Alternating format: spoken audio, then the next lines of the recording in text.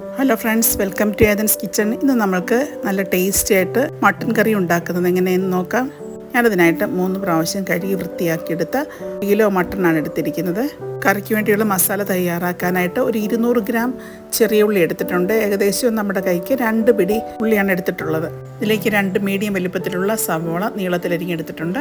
ഒരു ബൾബ് വെളുത്തുള്ളിയാണ് എടുത്തിരിക്കുന്നത്. അതുപോലെ ഒരു വലിയ കഷ്ണം ഇഞ്ചി ചെറുതായി അരിഞ്ഞെടുത്തിട്ടുണ്ട്.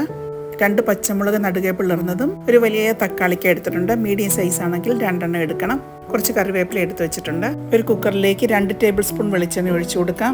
എണ്ണയൊന്ന് ചൂടായി വരുമ്പോഴേക്കും നമ്മൾ 2ആയി പിളർന്ന് വെച്ചിരിക്കുന്ന ചെറിയ ഉള്ളി ഇട്ട് കൊടുക്കാം. ചെറിയ ഉള്ളിക്ക് പകരമായിട്ട് നമുക്ക് 4 സവോള ആകെ എടുത്താലും മതി. ഒന്ന് ഇളക്കി കൊടുക്കാം. നമുക്കൊന്ന് വഴണ്ടി വരുമ്പോഴേക്കും നമുക്കതിലേക്ക് നേരത്തെ അരിഞ്ഞു വെച്ചിരിക്കുന്ന സവോള ചേർത്ത് കൊടുക്കാം. സവോള പെട്ടെന്ന് വഴന്ന് കിട്ടാനായിട്ട് നമുക്ക് ഒരു 1/4 ടീസ്പൂൺ ഉപ്പും കൂടെ ചേർത്ത് കൊടുക്കാം.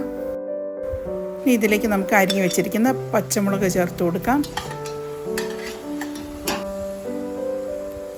വെളുത്തുള്ളി ഇഞ്ചിയും കൂടെ ചതച്ച് വെച്ചിട്ടുള്ളതാണ്. എല്ലാം കൂടെ ചേർത്ത് മീഡിയം ഫ്ലെയിമിലിട്ട് വഴറ്റിയെടുക്കാം. ഇതിലേക്ക് 3 തണ്ട് കറിവേപ്പില കൂടെ ചേർത്ത് കൊടുക്കാം. നന്നായിട്ട് വഴന്ന് വരുന്നത് വരെ നമുക്ക് വെയിറ്റ് ചെയ്യാം.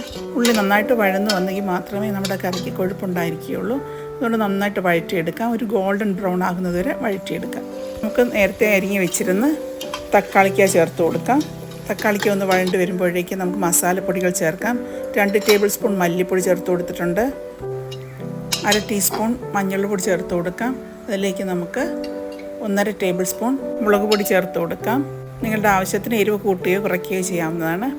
ഇതിലേക്ക് ഞാൻ 2 ടീസ്പൂൺ കുരുമുളക് പൊടിയും കൂടെ ചേർത്ത് കൊടുത്തിട്ടുണ്ട്.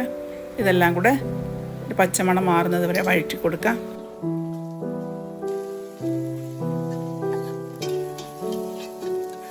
ഇപ്പോൾ നന്നായിട്ട് വഴണ്ട് വന്നിട്ടുണ്ട്. ഇനി നമുക്കിതിലേക്ക് നേരത്തെ കഴുകി വൃത്തിയാക്കി വെച്ചിരിക്കുന്ന മട്ടൻ ചേർത്ത് കൊടുക്കാം.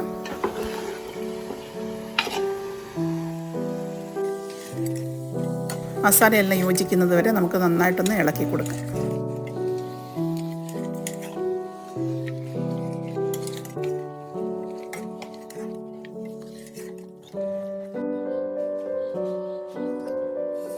ഇതിലേക്ക് 1/2 കപ്പ് വെള്ളവും 2 ടീസ്പൂൺ ഉപ്പും ചേർത്ത് നന്നായിട്ട് ഇളക്കിയതിന് ശേഷം കുക്കർ മൂടി വെച്ച്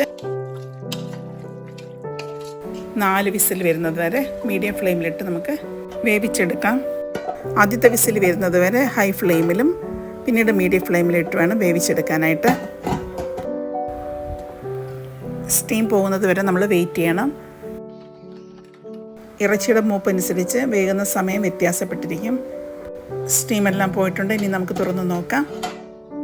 ഇതിലേക്ക് നമുക്ക് 2 ടീസ്പൂൺ ഗരം മസാല ചേർത്ത് കൊടുക്കാം. ഇനി നമുക്ക് കുക്കർ ഒന്നുകൂടി സ്റ്റൗവിൽ വെച്ച് നമുക്ക് ഗ്രേവി തിക്കാവുന്നത് വരെ നമുക്കൊന്ന് തിളപ്പിച്ചെടുക്കാം. ഇപ്പോൾ വേണമെങ്കിൽ നമുക്ക് കറി താളിച്ച് കൊടുക്കാവുന്നതാണ്. അപ്പത്തിനും ചപ്പാത്തിക്കും ചോറിനും എല്ലാം നല്ലൊരു കോമ്പിനേഷനാണ്. Thank you for watching.